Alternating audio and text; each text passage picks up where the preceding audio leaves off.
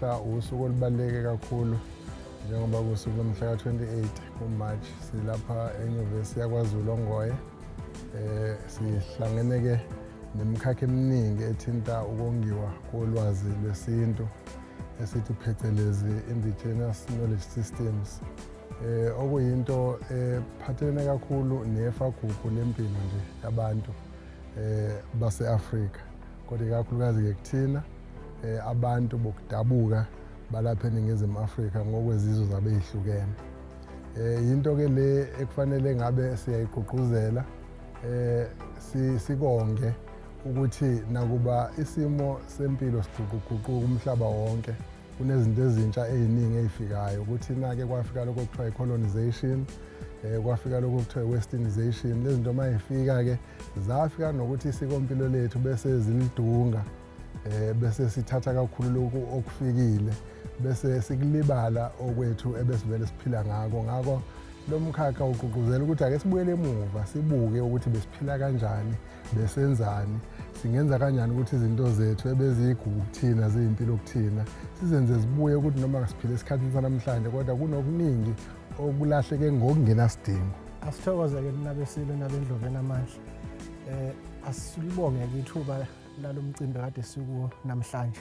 Usemqoka ngendlela eyisimanga ngoba ugqugqumezela ukubuyiswa nokuvikela kanye nokuthuthukiswa kolwazi lwesintu.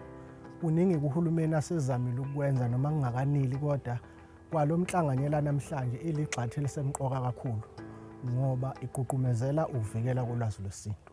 Ulwazi lwesintu-ke lisemqoka kakhulu ngoba abantu bakithi banamathuba amaningi acashile angaphansi kolwazi lwesintu.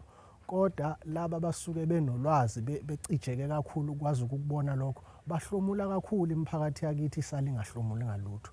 Silivikelela lokho-ke ukuthi wonke umuntu okhona ngaphansi kwezwe oyingxenye yemiphakathi enamagugu esizwe oluqondene nolwazi lwesintu, okokuqala kufanele lihlonipheke, okwesibili alivikele, okwesithathu bese liphinde liyasekelwa ukuze lichume likwazi ukuthi lihlahlamelise iy'mpilo zabantu lihlenge nesizwe. Maningi-ke amathuba akhona aqondene nolwazi lwesintu, imikhakha eyahlukahlukene.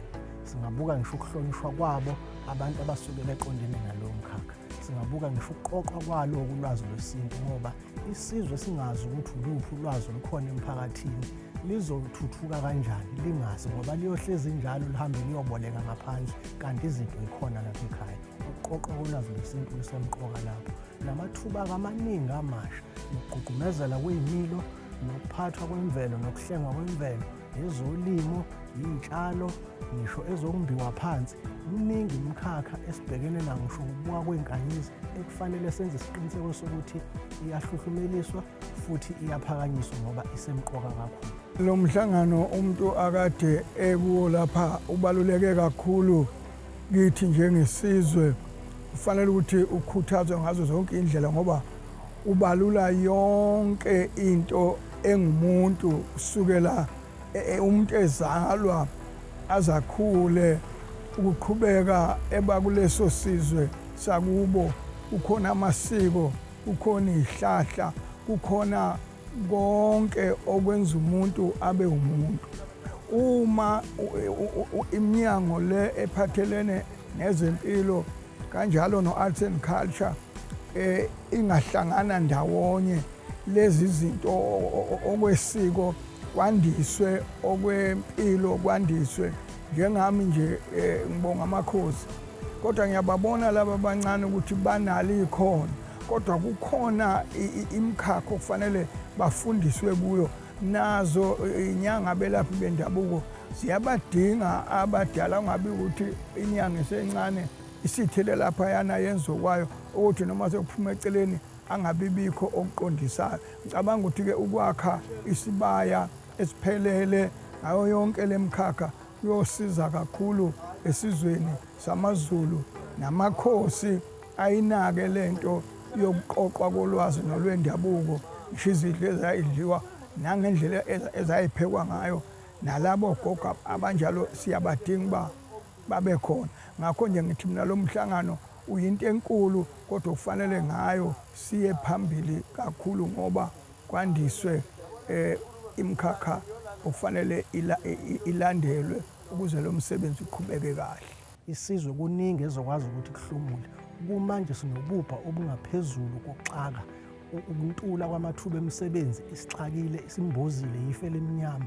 Kodwa masingabuyela esintwini sibuke izinto zakithi, sibuke namasu esingawasebenzisa axhantele noma sisukela ezintweni zakithi zesintu, kuningi isizwe esingakwazi ukuthi sihlomule kuze kutheleleke ngisho izizwe ezomakhelwane namazwe asakhelene nawo angakwazi ukuthi ahlomule, ngoba sinendima enkulu esidlala emhlabeni. Sike sakubalula ukuthi kunohlelo elibizwa nge-Mega Biodiversity, ukuthi isizwe sakithi noma izwe lasemzansi likhethekile liye libe lapha phansi ko-number 3 noma kuye kuze kuko-number 4 makuthiwa ayaqhathaniswa amazwe onke omhlaba ngey'tshalo ey'namandla okuphilisa umuntu. Kusho ukuthi sinemvelo eyisimanga ngendlela exaka ukwenza emazweni onke omhlaba. Kodwa umbuzo semqoka ukuthi siyihlenga kanjani, siyivikela kanjani, siyithuthukisa kanjani.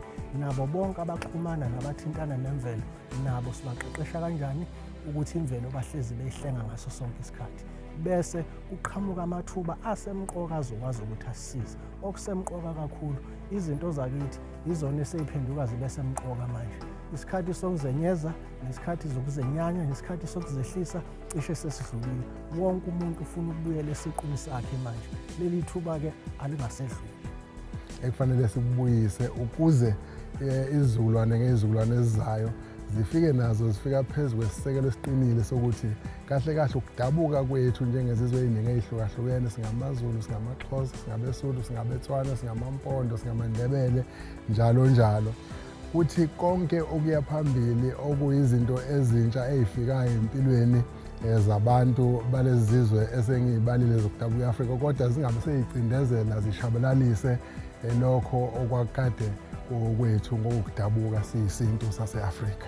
Ngakho-ke namhlanje-ke sikhuluma ngalezo zinto, sinochwepheshe abakhona ababukayo ukuthi yikuphi okulahlekile, kulahleke kanjani, kuzobukwa nokuthi siya kanjani phambili, sikubuyisa kanjani okulahlekile, yikuphi esikudingayo, yikuphi esingakudingi, ngoba kuyashiwo-ke nakulo yifundo lezi-ke zokulombana kwamasiko.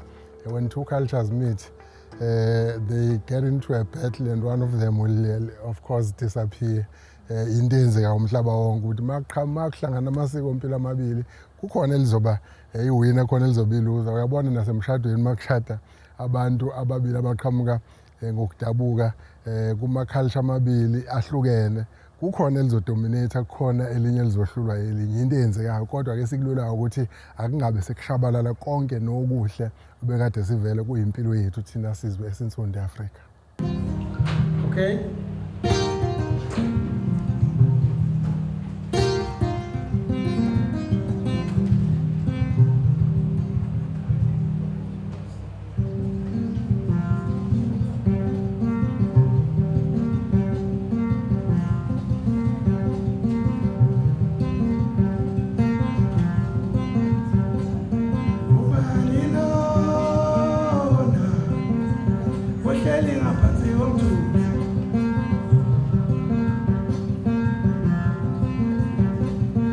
Bye.